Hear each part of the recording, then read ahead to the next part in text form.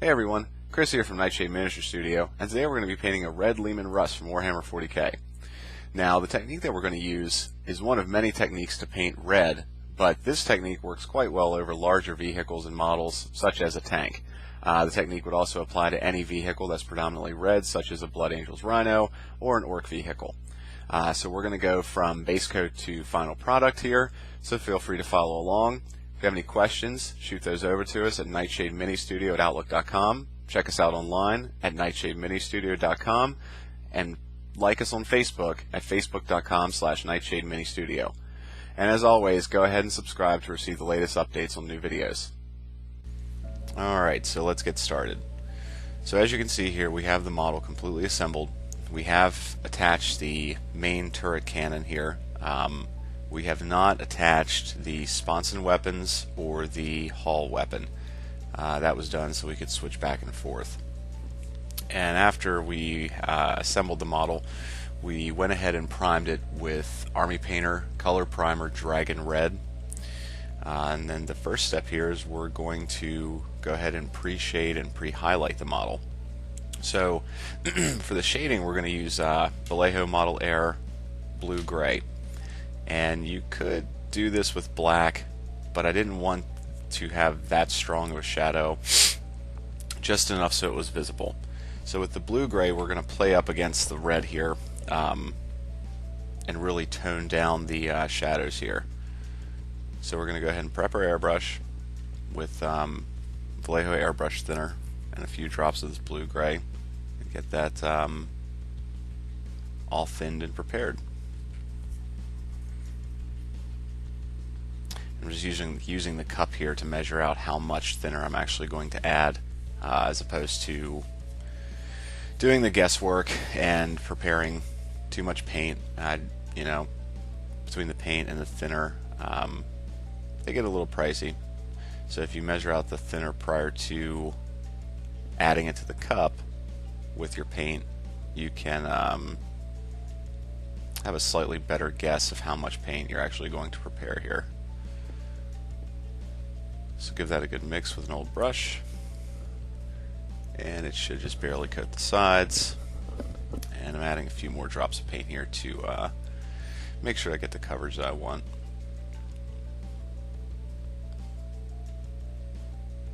As you can see here, it's coating the sides well now, leaving just enough pigment behind to actually coat the sides without being too thick.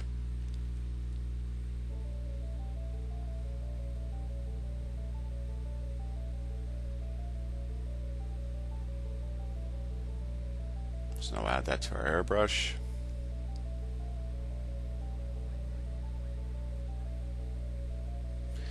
And when we shade here, we're going to shade the entire bottom of the model, and we're going to go in and shade any of the parts that would be hit by light. Now with this being the first pass, we are going to go in and do the highlights here, so it's not super imperative to be 100% precise here. So we're shading underneath the trim at the top, we're shading the where the panels connect, and we're shading the entire bottom of the tank. Shading into these recesses, getting around the exhaust in the rear, and that's it for shading. So as you can see, as the tank sits there, we've got any of the recesses hit with the blue-gray to give us that pre-shaded area. So we're going to clean out our brush really quick, and now we're going to go in with Vallejo Game Air Dead White. It's the same process, pouring in thinner, adding the paint, and then we're going to mix this up.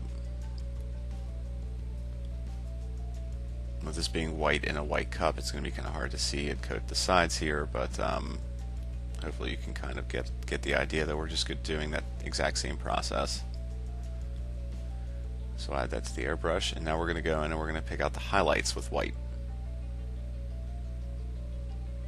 Now for the top here, we kind of did a Zenithal highlight, just spraying down, picking up some of the edges of the armor plating, in the lower areas, picking up the highest edges here. Just being kind of subtle with it. Go in and we'll do sharp edges. We'll do bright dots of white on the main panels. Let that feather itself out. And we'll do that to each side. Now to get a good contrast, we're butting the white directly up against the blue-gray in some areas here. And you can see that very specifically on the sides of the tank. So any major armor plates, any high edges, get the white. And now we're going to go and we're going to do the same thing with the blue, gray, and the white on the turret here. Again, going into all the recesses with the blue, gray, and then we're going to come back in a second and do the whites. And I had to go back there. I had actually neglected some of the bolts on the undercarriage of the tank. Just hitting the edges here, hitting the main panels.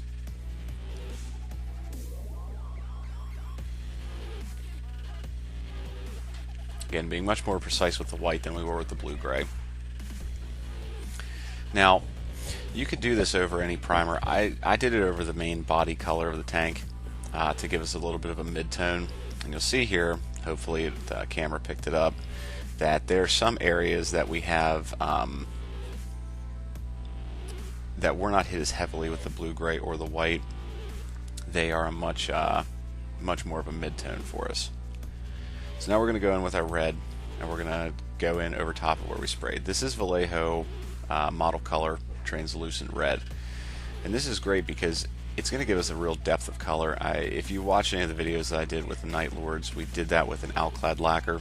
This is a similar concept. It just happens to be an acrylic. So we're going to need several coats of this. The first few coats you put on, you're going to see them basically as gray and pink. So once we're complete with that, this is what we're left with. And I think that the camera doesn't quite pick up at the moment the variation in color here or any of the transitions. Once all that's dry, we're going to go in with Troll Slayer Orange and do an edge highlight. And this is where red goes wrong for a lot of people. We are not going to do any blending with the orange. We are not going to do a lot of orange. We're just going to hit the sharpest edges here. When you start to add too much orange to it, no matter how red your vehicle is, you start to get the appearance of orange. Hitting just the highlights with this Troll Slayer, it's going to remain red and just give off the appearance of a very sharp edge highlight. So we're going to go around the sponsons. We're going to hit all the edges and corners there. I'm going to go through the top of the tank, all those edges, and just being very, very neat and precise with this. I want a very crisp, thin line. Make sure you thin this out. Lighter colors tend to clump and dry more so than dark colors, and this Troll Slayer is certainly on the light end. Hitting some of the doors, hitting some of the very tops of the panels. I really did not go into anywhere that still had a lot of the blue-gray shading visible. I know that I had said that you really want to butt the white up against the blue-gray for that contrast, but the orange against the blue-gray will stand out in kind of an odd fashion. This is very much the longest piece of the entire process, is all the edge highlighting. And again, we're not going through and we're not doing a ton here, but there are a lot of sharp edges. So once we get done with all these edges, we're going to go back through and we're actually going to hit every rivet on this vehicle. Now, I didn't count the number of rivets, but I can assure you that there are a ton on this guy. just doctoring up some of the edges here. Again, be super precise, because if you do make a mistake, going back and trying to reblend the red with a brush is very, very difficult. So go in light, and if you have to come back to it a little bit, you can certainly do that. And that's what I'm doing here. I had gone in quite light, and some of the areas I didn't like the amount of color that I had actually attained, so we're just going to add some.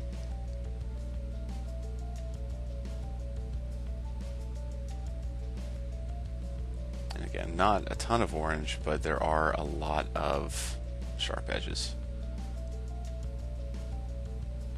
I'm kind of using my brush at an angle here. It definitely helps. It's much easier to run the side of your brush along an edge than it is to go in with a point and try to actually draw all of these sharp, crisp, straight lines. So we're going to go into the turret now, and we're going to do that as well. And again, same thing, just sharp edges, very crisp, very neat. And to be honest, if you're looking for a tabletop red, this goes a little bit beyond that. You can certainly skip this step. With the pre-shading that we did, you can see it in some of the shots here, depending on the lighting. You could probably get away without it. So now we're going to go in and do every rivet. And again, I do apologize for the lighting. I have trouble seeing some of the sharp details on these models. After a while, my eyes get kind of tired, and you can see I'm leaning in kind of tight here.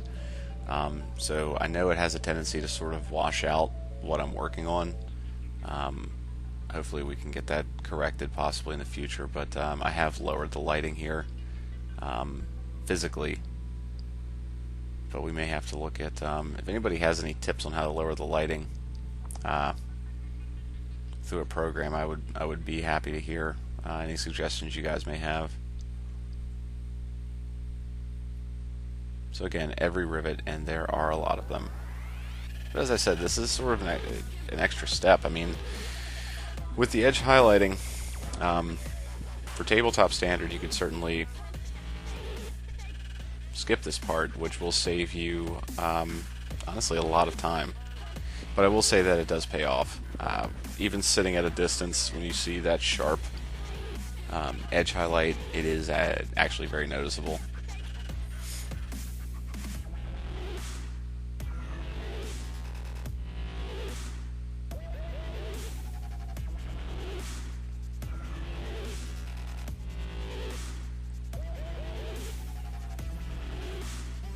And still continuing.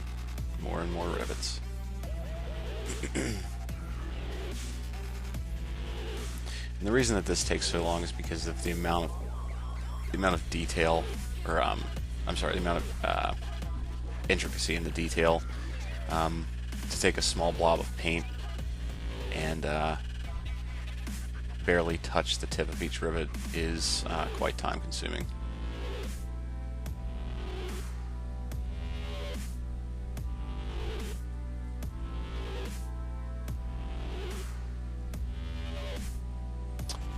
Shading the smoke launchers here, so that might give you a little bit of a better view of it there.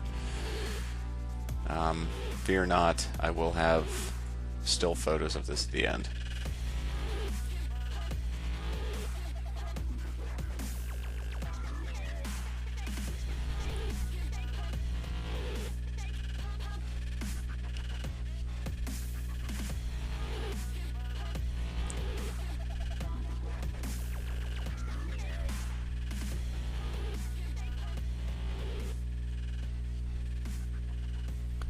So now we're going to go in and we're going to do some weathering.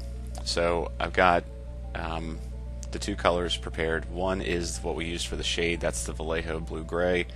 We're going to take that and go in here with a sponge, and this was a sponge out of a Games Workshop blister pack. But any small sponge from your Battle Foam or anything like that, just tear up the edges a little bit, and we're just barely going to dip that into the blue-gray here. Blot most of the paint off. You'll see here the effect that I'm going to go for. Something similar to that. This is going to be our paint chipping. So we're going to go in and we're going to go into the panels, the corners, the sides, anywhere where paint chipping would look good. And if you watch the salt weathering video, this isn't done in any sort of realism. This is simply done for effect. So I'm doing some of the main panels, I'm doing some of the corners, I'm doing them. This effect honestly looks very good if it's done between the transition, and you'll see that in a few seconds here. But I'm going to go all around the tank and just start to add in paint chips and battle damage.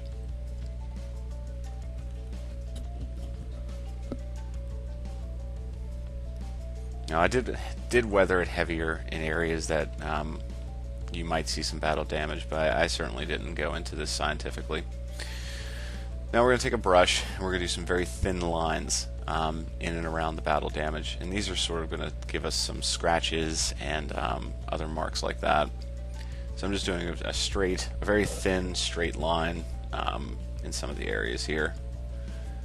And you can kind of see that there. You can see just how thin those lines are. And with this technique for weathering, honestly, the thinner the better.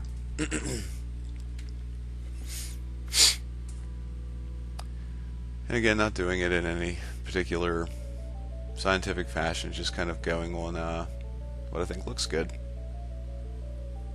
I didn't really want to leave any areas untouched. I wanted to add a little bit of battle damage to the majority of the main panels just to break them up a little bit. Obviously with the reds, the transition reds that we're doing here, you could certainly skip this step as well and end up with still a very nice looking model, but I wanted to give these tanks some character.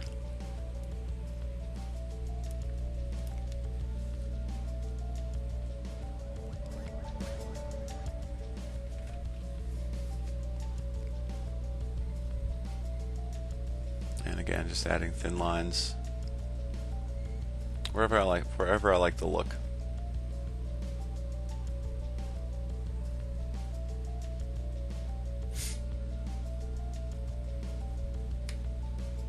And now going in and doing the same thing with the turret.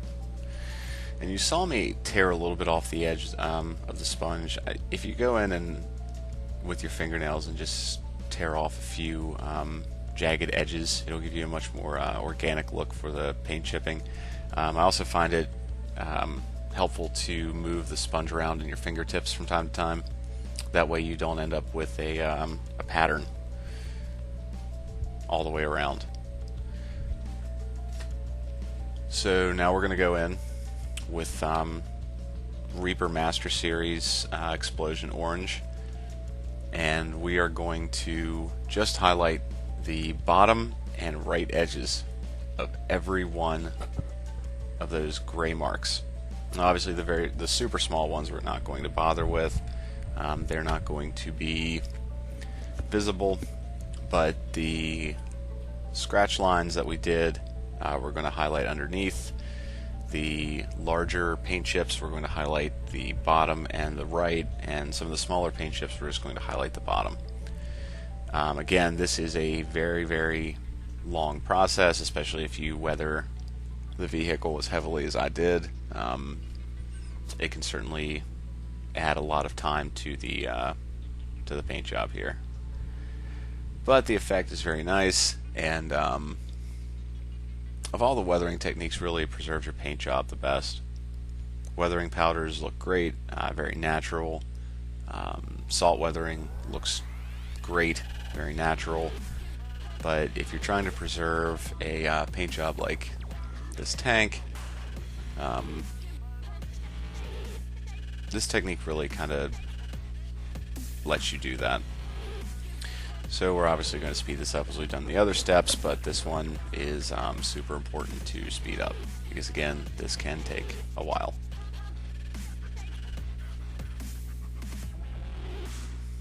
And the big thing with this is to make sure that the lines are very thin.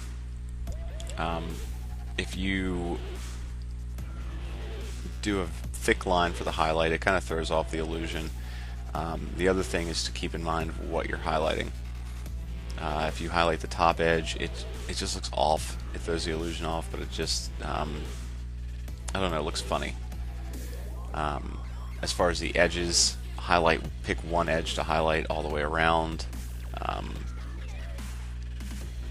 and stick to that.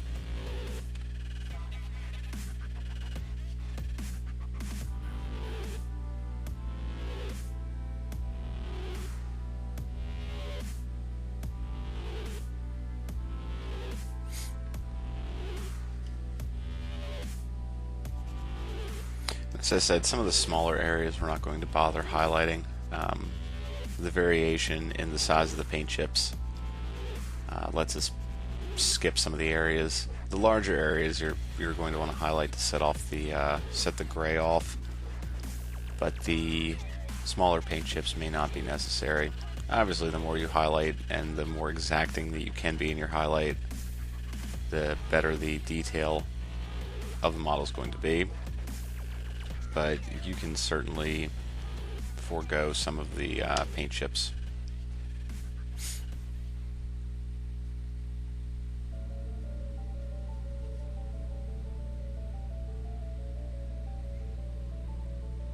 This technique really lets you set the mood as well. If you are painting an army with a scheme that would be typical of combating Tyranids, you know, a lot of scratches look great from the claws. If you are painting something that might be in a corrosive world, more paint chips from the sponge can really get across that the world has eaten through some of the paint. I think you saw a flash of it there. I added a little bit of Liquitex Slow Dry to my paint mix here. It had warmed up quite a bit overnight when I was working on this, and I guess the air conditioning or a fan was actually drying out my paint rather quickly. So I added a little bit of Slow Dry to that. Now, I've talked about the Slow Dry and the Flow Aid by Liquitex before. The Slow Dry will require some water or Flow Aid to thin the paint, and you'll see what I mean if you use it. The Slow Dry is very much like a gel. It's quite thick and doesn't really do a job of thinning your paint. So again, you're looking for that, you know, thin consistency to go on nice and smooth. Slow Dry is not going to be a mechanism to thin your paint. Now you can add a little bit of Slow Dry plus a little bit of Flow Aid to get a really nicely thin paint that has a lot of lasting power. Any kind of blends, I use that mix.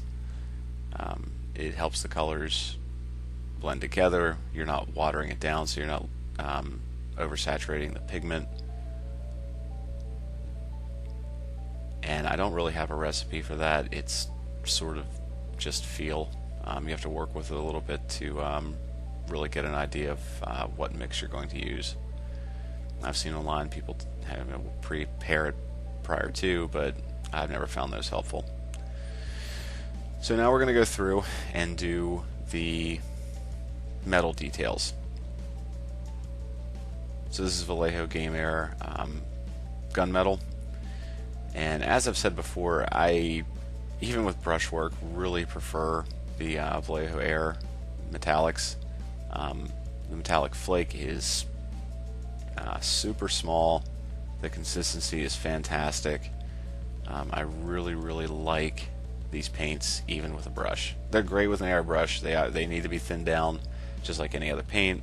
The metallic flake's still a little large to go through some of the smaller airbrush needle diameters, but I really like painting these with a brush. Plus the selection is fantastic. Games Workshop metallics are great, don't get me wrong, but the amount of metallic colors that you get from Vallejo is pretty incredible. So we're going to do all these details. So we're going to do all the big bolts here. We're going to do the big piston there in the front. We're going to do the smoke launchers. the exhaust, the vents, some of the grating, the handles on the doors, and we're going to do that that big cannon on the turret.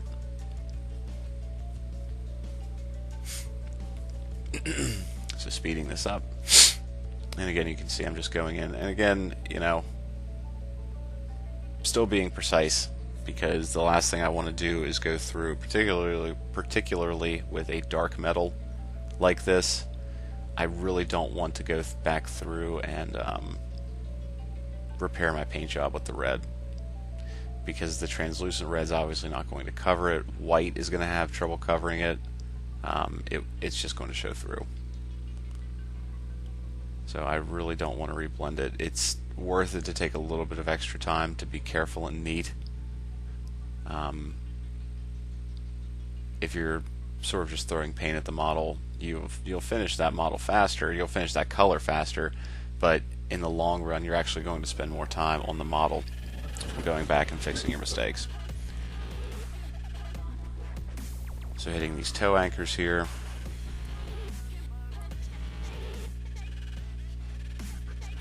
And again, this grating on the back, on this hatch, actually engine cover.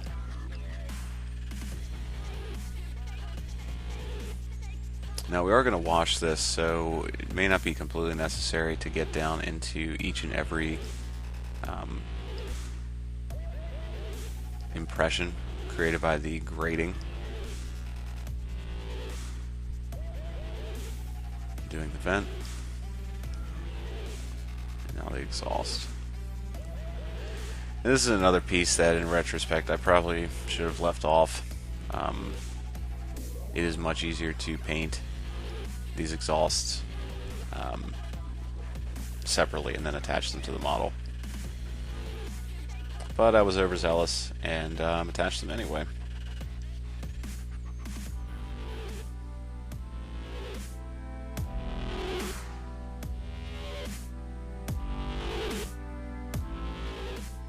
You can see underneath, I really haven't done anything to the bottom of the tank.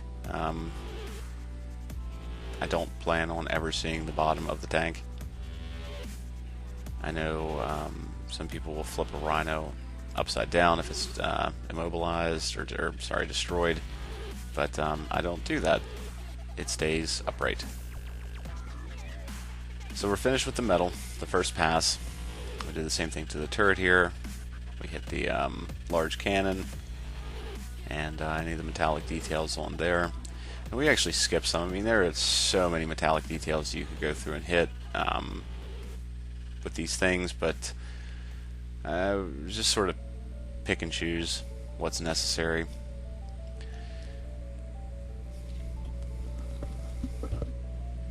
And the the nice thing about this gunmetal is it is very, very dark metal. So instead of washing this, we're just going to go through and after the base coat do a rather heavy dry brush. We're using Vallejo Model Air Silver, and again, I love these colors. This silver is very, very, I mean, this is like on the white end of the spectrum. If you watch the Night Lords video, it's what we actually use to highlight our Night Lords in the metallic prior to hitting them with the translucent blue. Just doing a heavy dry brush here on all the metallic parts that we just did. Hitting the handles, the gun, smoke launchers. Just going back over everything. But again, be very, very precise, because when you dry brush quickly, it is quite easy to hit your paint job. And again, we don't want to go back through and fix anything here. Keep making steps forward. Now you could probably see it there, but I did hit the edge of that vent a little bit. That's a little bit easier since it is on the edge, because we are just going to go back through with the Trolls Lair Orange and re-highlight the edge of that. So that's a little bit more doable.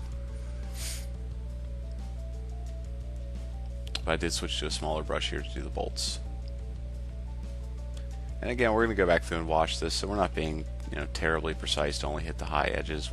That'll clean up some in the wash.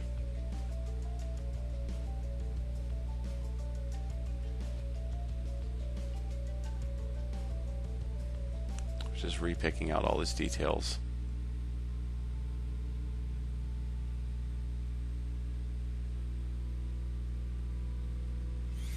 Alright, so that's dry. We went back through and fixed the edge of the vent with the Troll Slayer orange. Did a quick double check to make sure that we hadn't hit our paint with any metallics or anything in the steps there. But that's the metal.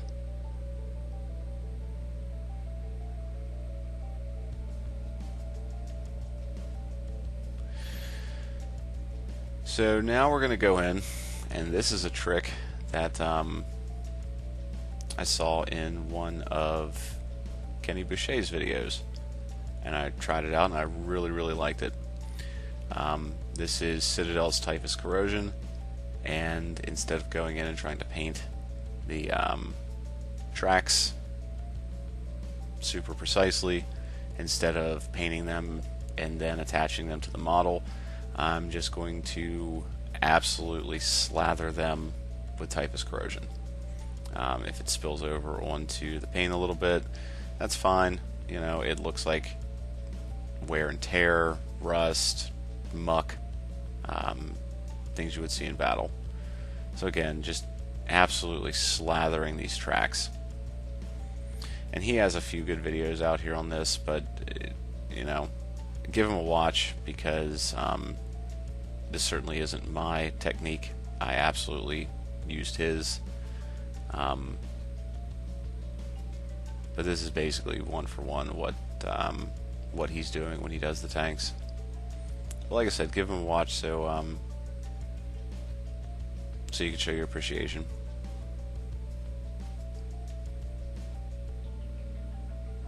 That and his videos are fantastic. I don't mean to detract from that. He is an amazing painter and has a lot of neat tips and tricks out there.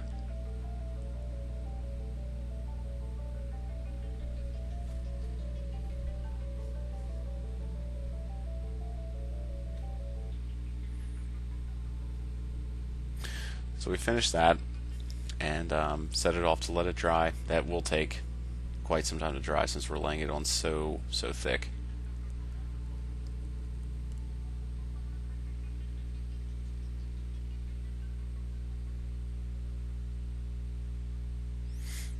So now we're going to come in and do all these Aquilas. So I'm base coating these with Citadel's XB88.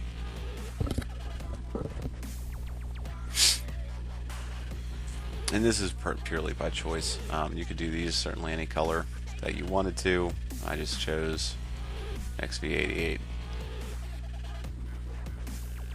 to do a little bit of gold.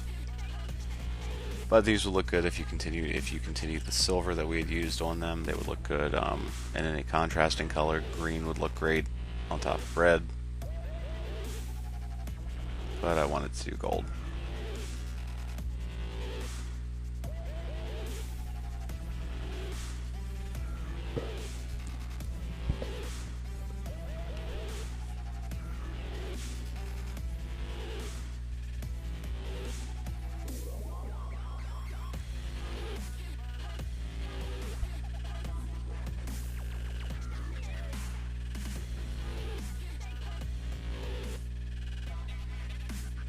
So now while that's drying, we're going to do the all of the lenses.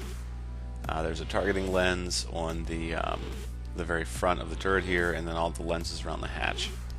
So we're going to go in and base coat these in Cantor Blue. And again, this is preference. You know, you could do green, purple, whatever color lens you want. I like orange to, or I'm sorry, blue to stand off of the red a bit.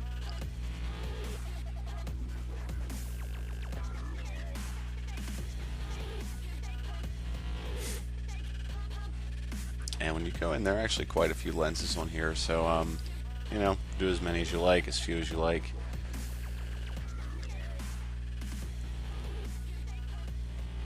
But again, just being super precise in this. They are rather small and do butt right up against one of the hard edge highlights that we're trying to keep.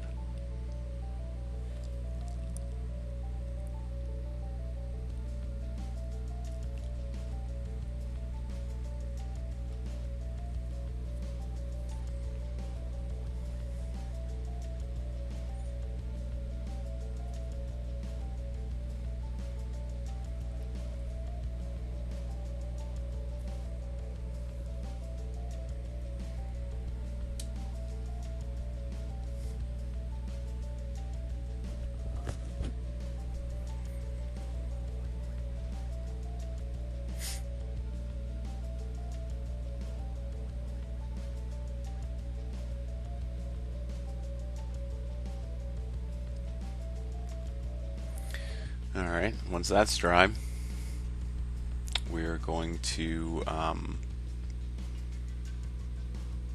go in with Citadel's Temple Guard Blue as a highlight to the Cantor Blue on the lens.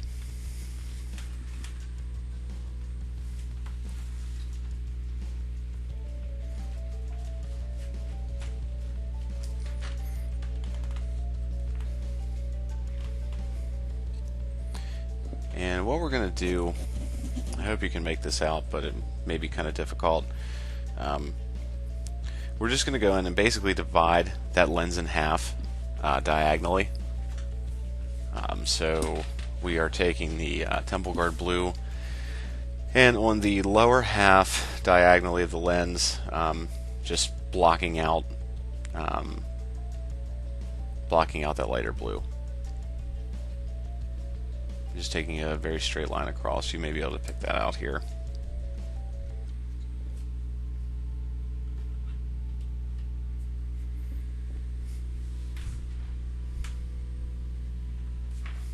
And just going back and doing that over every lens that we had already painted.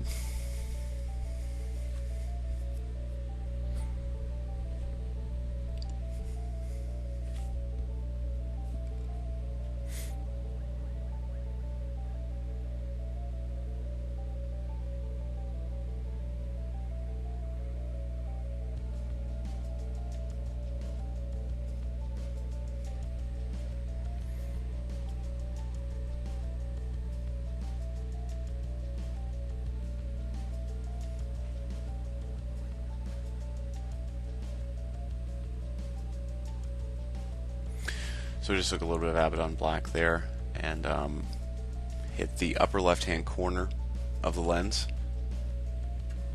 opposite of the light blue that we had just done. And now we're going to go in with dead white, and we're going to outline the very bottom of the lens and the right hand side of the lens, a very thin white line. And then we'll add a dot of pure white into the upper left hand corner where we just added the black. And that will give us our lenses.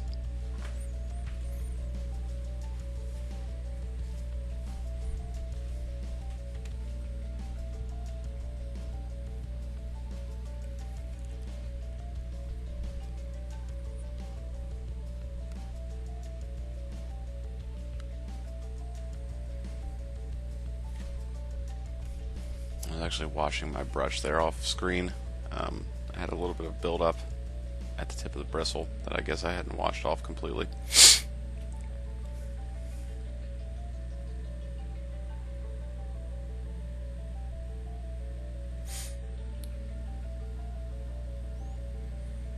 So you might be able to see that there. We're just doing a very sharp white line on the bottom edge and the right edge.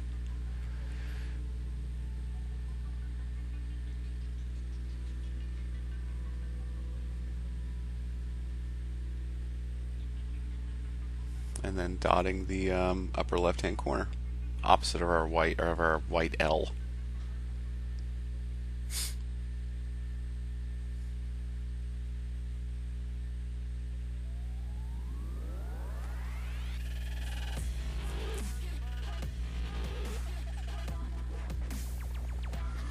So as you can see there, that's our lens.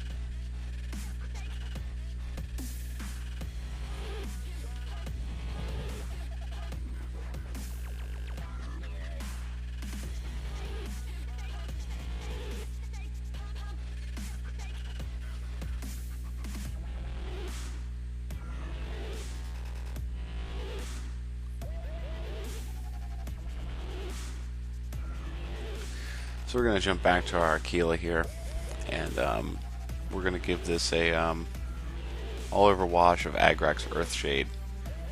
Now we're not obviously going around. We're obviously not going around the edges here because we want to keep our red neat, but we are shading the all of the wings and any of the lower areas in this.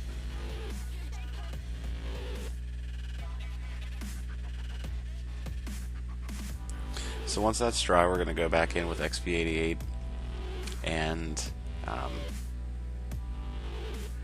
sharpen up those initial base coat areas on the edges.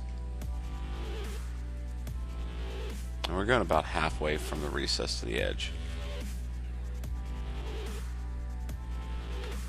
Now this is Citadel's Balor Brown. I'm going to go through with this and add another highlight to the XP88.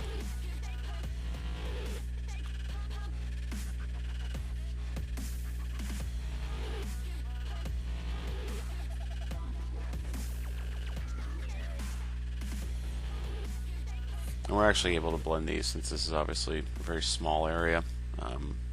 Those colors are not really having a chance to dry completely before we're adding the next color. So we're getting a little bit of blend happening for us.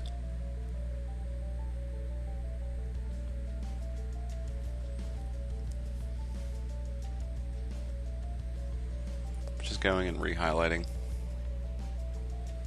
all those areas.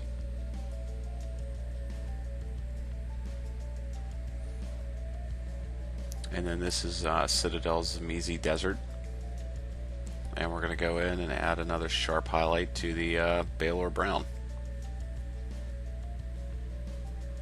These three colors work very, very well together to make a gold. The XP88 is a base, Balor Brown and Zamesi Desert layer with an Agrex Earth Wash or even a darker brown as a base coat with XP88 layered up.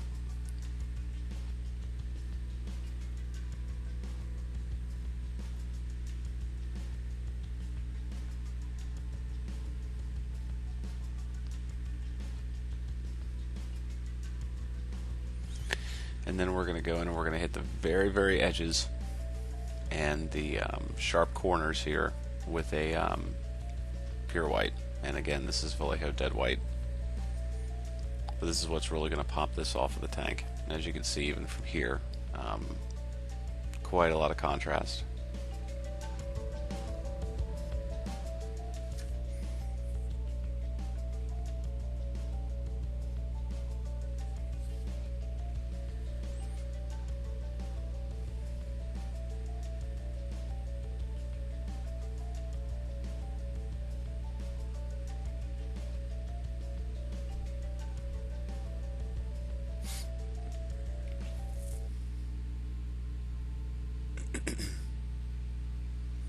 Just hitting those very small details. I'd actually add a little bit of extra paint to the palette because I'd use what we'd already had on the lenses. And as you can see there, that definitely pops off, gives you a good contrast to the red, and catches your eye from a distance as they since it's very different from the colors that we had on the tank previously. I'll try to get this focused in.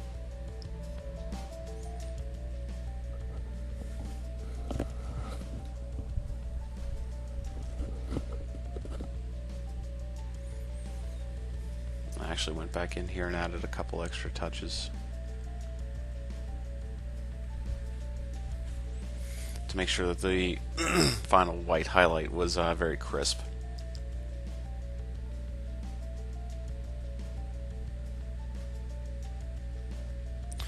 Alright, so with that complete, we're going to do some damage and burning to the end of the barrel here.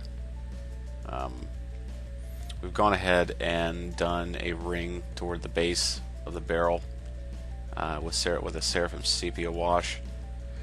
And now we're going to come in and right up against that we're going to wash this in Druchii Violet. And we'll let those colors sort of feather together at the where they meet. And once we do that, we're going to come up toward the tip of the gun and we're going to do another ring of Drakenhof Nightshade. And again, letting the colors bleed together where they meet. And I'm just taking a brush here and making sure that all the lines are all feathered together. I actually wanted to add a little bit more color into them. There was an area that wasn't really holding the pigment as well. And now taking Abaddon Black and just giving it a very light dry brush around the portholes and the tip of the barrel.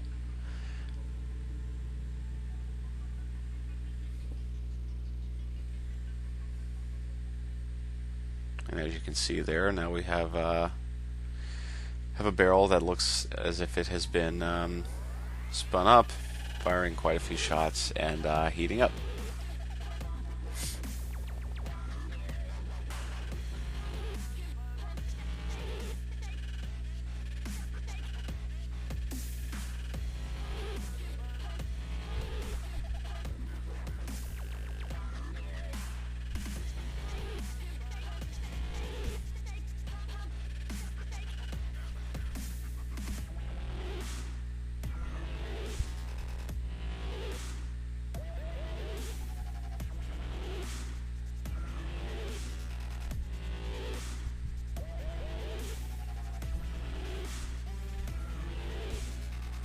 So we'll set that off to the side to dry. Now we're going to take some Vallejo Model Air Silver and just give a very light dry brush to all that typhus corrosion that we had done on the tracks.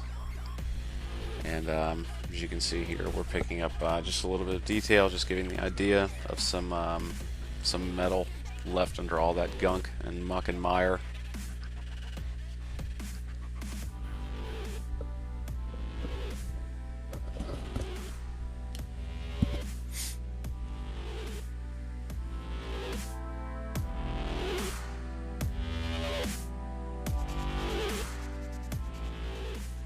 And then we're going to go in with RZA Rust and lightly dry brush that over the tracks. And that's going to dull down the silver and give us a little bit of a rust effect, and it's actually going to give us quite a hard looking metal. Alright, so with that done, we waited for that to dry and then we sealed the entire model in gloss coat, because we're going to go through here and we're going to do an oil wash to some of the recesses and some of the metals. So we've got some oil paint and mix that into some white spirits. You could use white spirits, you could use lacquer thinner, really anything. Just make sure you're doing this in a well ventilated area. These are obviously toxic chemicals. Obviously if you can find odorless, that's going to be better.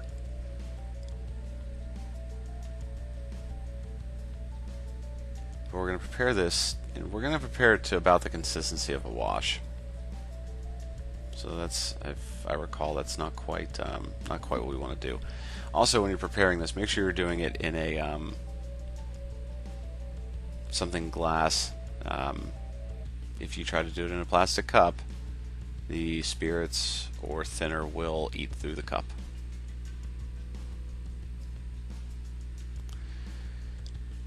So with it nice and thin and a gloss coat, which by the way, again, gloss coat is probably the most important part of this entire process.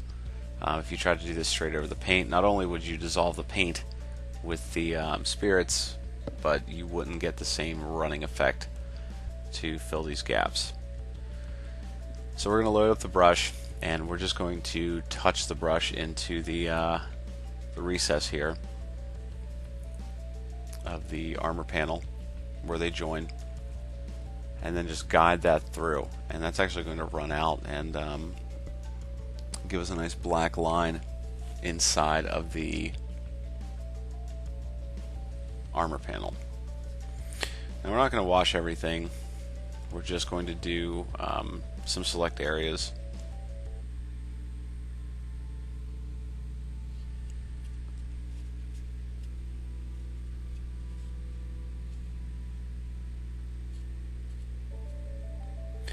And you could theoretically do this with non-oil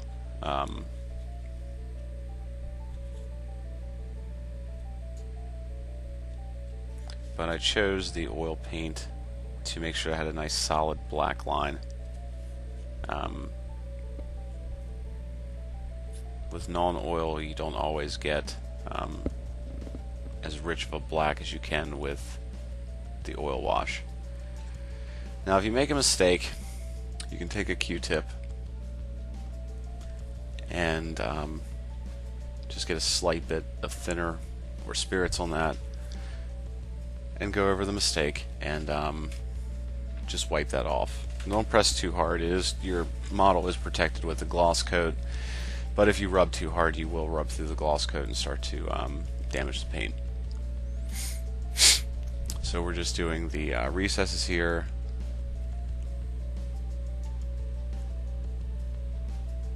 The door panels.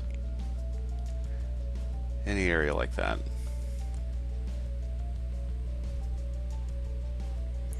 You'll see me go in here a lot with the Q-tip. A lot of the reason the brush that I was using had a frayed bristle on it, and also don't use your good brushes on this. You want to use something synthetic, preferably, that will clean off. You can't clean this off with water. You're going to have to wash your brushes with the thinner, so don't go and use your Winsor Newtons. And we took a Q-tip and just wiped the very tip of those the bolts off to maintain that metallic look. So now with the gloss coat still on, I wanted to add a little bit of rust detail to the exhausts here in the back. So we're going to take the RZA Rust and water that down. And we're just going to let that watered RZA Rust run out around the connecting rings here on the exhausts. Because again, I'm not going crazy on the weathering, but I do want to just add a few touches. And again, this is a step that could probably be skipped. From a tabletop, you're hardly going to notice this. But to give the model some character, to really make it catch your eye and pop when you pick it up and look at it, it's one of those details that we're going to do. So now we are going to go in and do some weathering here at the base, just to give the idea that it's seen some battlefields. So we're using Vallejo pigments to weather this, and I found that if you use a varied set of pigments, you get a much more interesting look. You could make this work with just one, but going in with three, I can say you get something that's much more interesting to the eye. I'm using here brown iron oxide, dark slate gray, and light slate gray.